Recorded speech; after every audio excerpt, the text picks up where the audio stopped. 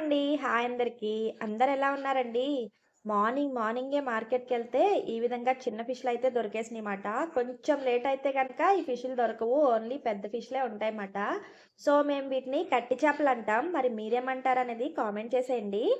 ఈ చేపలు ఏ కోసాన చూసినా చేసినట్టు లేవు కదండీ! బట్ ఇక్కడ ఏ చేపలైనా చేసేసేస్తారన్నమాట. చేయకుండా ఎవరు. ఎందుకంటే ఎక్కువ బయట నుంచి వచ్చిన వాళ్ళుంటారు కాబట్టి వాళ్ళ దగ్గర కత్తిపీటలు అవి ఉండవు కాబట్టి. సో, వీటిని చేసేసే ఇచ్చారు. కాకపోతే చేయలేనట్టు కనిపిస్తున్నాయి అంతే మాట. అయితే పులుసులు ఎక్కువ లేవు కాబట్టి మనం చేశారనుకోవాలి. తలకాయ ఎలా ఉంచేశారో అన్నీ అలాగే ఉంచేశారు. ఏకా తోక కూడా అక్కడే ఉన్నాయన్నమాట. పెద్ద చేపలైతే ముక్కలు కొట్టిస్తారు కాబట్టి చేసినట్టు బాగా తెలుస్తది. ఇవి చిన్న చేపలు కాబట్టి మనకి తెలియట్లేదు. అయితే ఇక్కడ రాడ్ మాత్రం మన ఓనర్స్ ఏసారండి. ఇదివరకైతే వాటర్ ఫాల్స్‌కెళ్ళినప్పుడు చిన్న చిన్న రాడ్లు తెచ్చుకొని సింక్ దగ్గరే తోముకునేవాళ్ళం. బట్ ఇంట్లోకొచ్చిన తర్వాత ఈ రాడ్ అయితే మనకి అవైలబుల్‌గా ఉంది. అయితే బేసిక్‌గా నాకు చేపలు చేయడం రాదు. బట్ ఇలాంటి చేపలు పదే పదే తేవడం వల్ల వీటిని చేసి నాకు చేపలు చేయడం వచ్చేసిందేమో అని చాలా డౌట్‌గా ఉంది. ముందుగా అయితే ఈ విధంగా చేపను తోమేసుకుందాం. చాలా అంటే చాలా పులుసులొచ్చినాయండి ఇలా తోమితే. చేపని మరీ గట్టిగా పట్టుకొని తోమకూడదు కదా!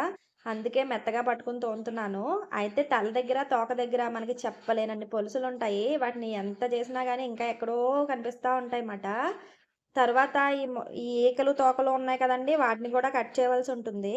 ముందుగా అయితే తలకాయ తీసేసుకుందాము. తల దగ్గర అయితే ఈ విధంగా తీసేసాను 2 సైడ్స్ కూడా.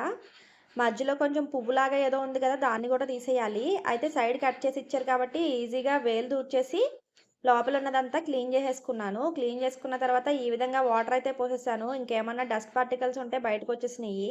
తర్వాత ఇప్పుడు పొట్టలో ఉన్నది తీసేయాలి కదా! పొట్టలో ఉన్న మట్టంతా తీసేసి దాంట్లో కూడా వాటర్ ఏసేసుకొని బాగా కడిగేసుకున్నాను.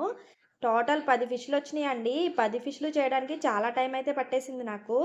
తర్వాత ఈ విధంగా ఈ కత్తిరించుకునైతే వీటిని కట్ చేసేసుకుంటున్నాను. ఈ కత్తెర ప్రత్యేకంగా దీనికోసమే కొన్నామండి. నార్మల్ కత్తెర అయితే చేపలు తెగట్లేదు. ఈ కత్తెర అయితేనే తెగుతుంది. చాలా స్ట్రాంగ్‌గా ఉంది. తెగుతుందన్నమాట. కత్తిపీట లేదని చెప్పాను కదా! అందుకే ఆ కత్తెర మాట. సో, ఈ విధంగా ఫిష్‌నయితే ఫైనల్‌గా క్లీన్ చేసేసుకున్నాను. టోటల్ 10 ఫిష్‌లొచ్చినియండి. ఆ 10 ఫిష్‌లు క్లీన్ చేయడానికి నాకు ఆల్‌మోస్ట్ 1 అవర్ దాకా పట్టేసిందన్నమాట. చూసారా అండి? చేసిన ఫిష్‌కి, చేయలేని ఫిష్‌కి తేడా అంతుందన్నమాట. నక్కకి, నాగలోకానికి ఉన్నంత తేడా ఉంది గదండీ! ఫైనల్‌గా ఫిష్‌లయితే అయిపోయినియండి. హమ్మయ్య! అనిపించిందన్నమాట. ఇంక కూర వండేయడమే. అది టక వండేసుకోవచ్చు. సో, ముందుగా అయితే ఈ విధంగా పెరుగు, నిమ్మరసం వేసి దాన్నయితే క్లీన్ చేసేసాను. మనకి చెరువు చేపలయితే పెద్ద స్మెల్ రావు గానీ, కట్టి చేపలు ఇలాంటివి కొంచెం స్మెల్లొస్తాయి గదా! అందుకే అలా మాట. ఇప్పుడేం చేశానంటే ఒక 3 స్పూన్స్ కారమయితే వేసేసుకుంటున్నాను. ఈ గట్టి చేపలని మనం ఇగురైనా పెట్టుకోవచ్చండి. పులుసైనా వేసుకోవచ్చు. సో, ఇక్కడ నేనైతే ఇగురు చేస్తున్నాను. అందుకే ఉప్పు చూసుకొని వేసుకోవాలమాట. అదే పులుసైతే మనకి ఎక్కువే పడుతుంది కాబట్టి ఏసేసుకోవచ్చు. సో, ఈ విధంగా పసుపు, ఉప్పు, కారం అయితే వేసేసుకొని వీటిని ఇలా మ్యారినేట్ చేసుకున్నాననమాట. ఇప్పుడైతే నేను ఆయిల్ వేసేస్తున్నానండి. మనకి ఫిష్ కర్రీలో ఆయిల్ అనేది చాలా పడుతుంది కదా! అప్పుడే టేస్టీగా ఉంటుంది. ఇక్కడ మాకు పవర్ లేదండి. అందుకే నేను ఉల్లిపాయలని ముక్కలుగా కట్ చేసి వేసేసుకుంటున్నాను. ఇక్కడ 3 పెద్ద ఉల్లిపాయలు తీసుకొని ముక్కలుగా అయితే కట్ చేసేసుకున్నాను. దీంట్లోనే కొద్దిగా పసుపు మరియు కొద్దిగా ఉప్పు యాడ్ చేసుకొని బాగా ఫ్రై చేసుకోవాలి. మనం పేస్ట్ ఏసినట్టయితే ఇంకా బావుంటుంది. గ్రేవీ కన్సిస్టెన్సీ వస్తుంది. అదే విధంగా ఇక్కడ కొంచెం కరివేపాకుని యాడ్ చేసుకుంటున్నానండి. ఇక్కడ మాకు కరివేపాకయితే దొరకనే దొరకదు. అడవి కరివేపాకు దొరుకుతదన్నమాట. అది ఆకులేసుకొని తిన్నట్టు ఉంటది. అస్సలు టేస్టే ఉండదు. అందుకే ఇది ఆంధ్రా నుంచి తెచ్చుకొని స్టోర్ చేసుకుంటూ ఉంటాంమాట. లేకపోతే రాయగడ ఎళ్ళినప్పుడు మన ఆంధ్రా కరివేపాకు అక్కడ దొరుకుతదన్నమాట. సో, అక్కడికైనా వెళ్లి తెచ్చుకుంటూ ఉంటాము. సో, ఈ విధంగా కరివేపాకుని కూడా వేసుకొని బాగా ఫ్రై చేసుకోండి. ఇక్కడ నేను 3 పచ్చిమిరపకాయలు తీసుకుంటున్నాను. సో, కారం ఎక్కువేసాను కాబట్టి 3 సరిపోతాయి. ఇక్కడ పచ్చిమిరపకాయలు కారం గూడా ఎక్కువే ఉంటాయన్నమాట. సో, ఈ విధంగా అయితే ఫ్రై చేసేసుకోండి. ఎప్పటి వరకు అంటే బ్రౌన్ కలర్‌లోకి వచ్చే వరకు. మధ్యలో మనం అల్లం వెల్లుల్లి పేస్ట్‌ని యాడ్ చేసుకోవాలి. పవర్ పోయిందని చెప్పాను కదా! దాన్ని కూడా కుమ్ముకోవాల్సొచ్చిందండి. దాంట్లోనే కొంచెం మసాలా వేసేసి కుమ్మేసానమాట. మసాలా అంటే పెద్ద ఎక్కువ మసాలా ఏమి అవసరం ఉండదు ఫిష్‌కి. కొంచెం ఒక దాల్చిన చెక్క ముక్క, ఒక 2 లవంగాలేసుకుంటే సరిపోతుంది. అదే విధంగా ఇక్కడ కొద్దిగా ఒక హాఫ్ స్పూన్ జీరా పౌడర్, ఒక 2 స్పూన్స్ ధనియా పౌడర్ అయితే యాడ్ చేసుకొని బాగా ఫ్రై చేసుకుంటున్నాను.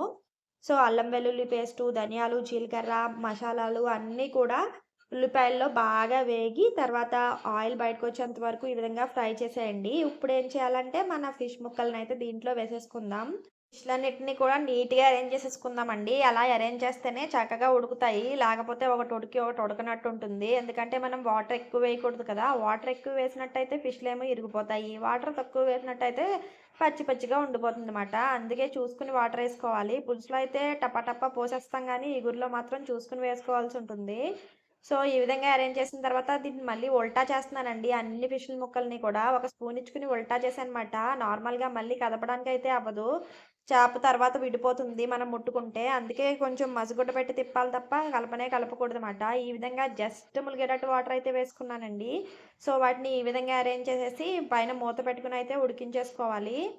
సో, అన్నీ ములిగాయా లేదా అని చెక్ చేసుకుంటున్నాను. ఇదో తలకాయ పోటు ఫిష్ కర్రీలో.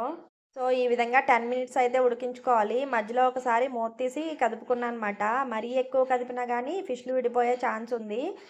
సో, ఈ విధంగా ఫైనల్‌గా మూత తీసేసుకొని చూస్తే ఆయిల్ అయితే బయటకొచ్చేసింది. లోపల గ్రేవీ కన్సిస్టెన్సీ కూడా కరెక్ట్‌గా అనిపించిందన్నమాట. సో, ఈ టైంలో నేను కొత్తిమీర అయితే చల్లేసుకుంటున్నాను. అయిపోయిందండి కూర. ఇంక కట్టేయడమే. కట్టేసిన వెంటనే కూడా గరిటె పెట్టి తిప్పకూడదండి. కొంచెంసేపు ఆగి మనం జాగ్రత్తగా వేసుకోవాలన్నమాట. అప్పుడే మనకి ఫిష్ అనేది విడిపోకుండా వస్తుంది. సో, కర్రీ ఎలా అనిపించింది అనేది కామెంట్ చేయండి. మీరు కూడా ఈ స్టైల్‌లోనే చేస్తారా? లేదా వేరే స్టైల్‌లో చేస్తారా? అనేది కూడా కామెంట్ చేయండి. వీడియో నచ్చితే లైక్ చేసి, షేర్ చేసి, సబ్స్క్రైబ్ చేయడం మాత్రం మర్చిపోకండి. థ్యాంక్ యూ ఫర్ వాచింగ్ అండి. వీడియో లాస్ట్ వరకు చూసినందుకు ధన్యవాదాలు.